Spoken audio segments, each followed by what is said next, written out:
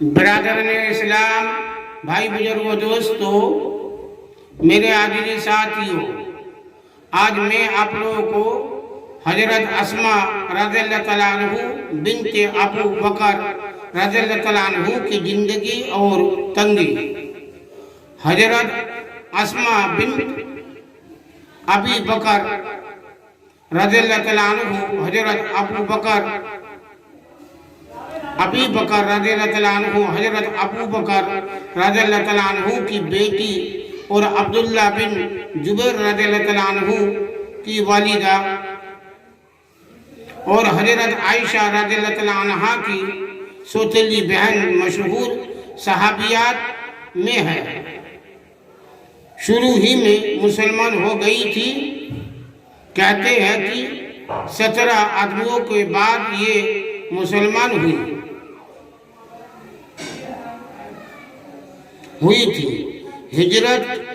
ہجرت کے 27 سال پہلے پیدا ہوئی اور جب حضور اقدس صلی اللہ علیہ وسلم اور حضرت ابو بکر رضی اللہ تعالیٰ عنہ ہجرت کے بعد مدینہ طیبہ پہنچ گئے تو حضرت زید رضی اللہ تعالیٰ عنہ وغیرہ کو بھیجا کہ ان دونوں حضرات کے اہل و عیال کو لے آئے۔ ان کے ساتھ ہی حضرت اسماء رضی اللہ تعالیٰ عنہ بھی چلی آئی۔ جب کوبہ میں وہ پہنچی تو حضرت عبداللہ بن جبیر رضی اللہ تعالیٰ عنہ پیدا ہوئے اور ہجرت کے بعد سب سے پہلی پیدائش ان کی ہوئی۔ اس زمانے کی عام غربت، تنگدستی، فقر و فاقہ مشہور و معروف ہے اور اس کے ساتھ ہی اس زمانے کی ہمت، دفع کشی، بہادری، ضرورت ضرب المثل ہے۔ بخاری میں حضرت اسماء رضی اللہ تعالیٰ عنہ کا طرز زندگی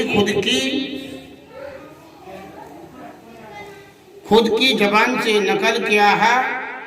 فرماتی ہے کہ جب میرا نکاح جبیر رضی اللہ تعالیٰ عنہ سے ہوا تو ان کے پاس نہ مال تھا، نہ جائیداد، نہ کوئی خادم کام کرنے والا، نہ کوئی اور چیز۔ ایک اونٹ پانی لاد کر لانے والا اور ایک گھوڑا میں بھی اونٹ کے لیے گھاس وغیرہ لاتی تھی اور کھجور کی گٹھلیاں کوٹ کر دانے کے طور پر کھلاتی تھی۔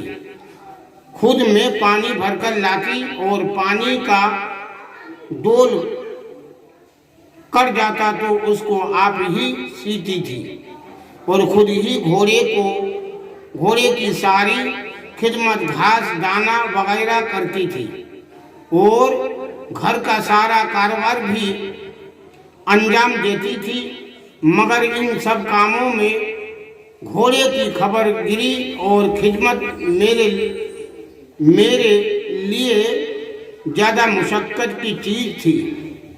روٹی البتہ مجھے اچھی طرح پکانا نہیں آتی تھی تو میں آٹا گوندھ کر اپنے پڑوس کی انصار عورتوں کے یہاں سے لے جاتی۔ وہ بڑی سچی مخلص عورتیں تھیں، میری روٹی بھی پکا دیتی تھی۔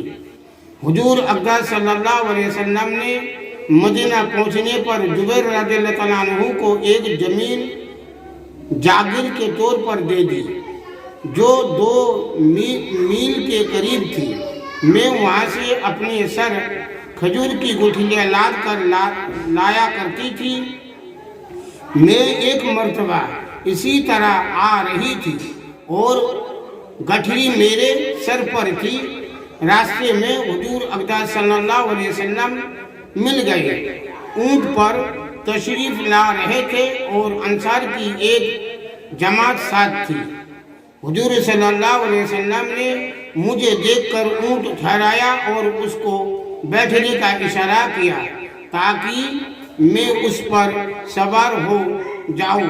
مجھے مردوں کے ساتھ جاتے ہوئے شرم آئی اور یہ بھی خیال آیا کہ جبیر رضی اللہ تعالیٰ عنہ کو غیرت بہت ہی زیادہ ہے، ان کو یہ بھی ناگوار ہوگا۔ حضور اقدس صلی اللہ علیہ وسلم میرے انداز سے سمجھ گئے کہ مجھے اس پر بیٹھتے ہوئے شرم آتی ہے۔ حضور تشریف لے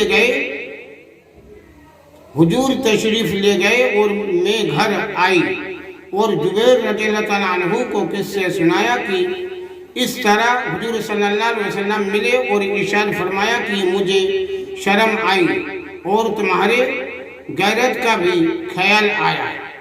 جبیر رضی اللہ تعالیٰ عنہ نے کہا کہ خدا کی قسم تمہاری گٹھلیاں سر پر رکھ کر لانا میرے لیے اس سے بھی زیادہ گرا ہے، مگر مجبوری یہ تھی کہ یہ حضرات خود تو زیادہ طور جہاد میں اور دین کے دوسرے امور میں مشغول رہتے تھے، اس لیے گھر کے کاروبار عام طور پر عورتوں ہی کو کرنا پڑتے تھے۔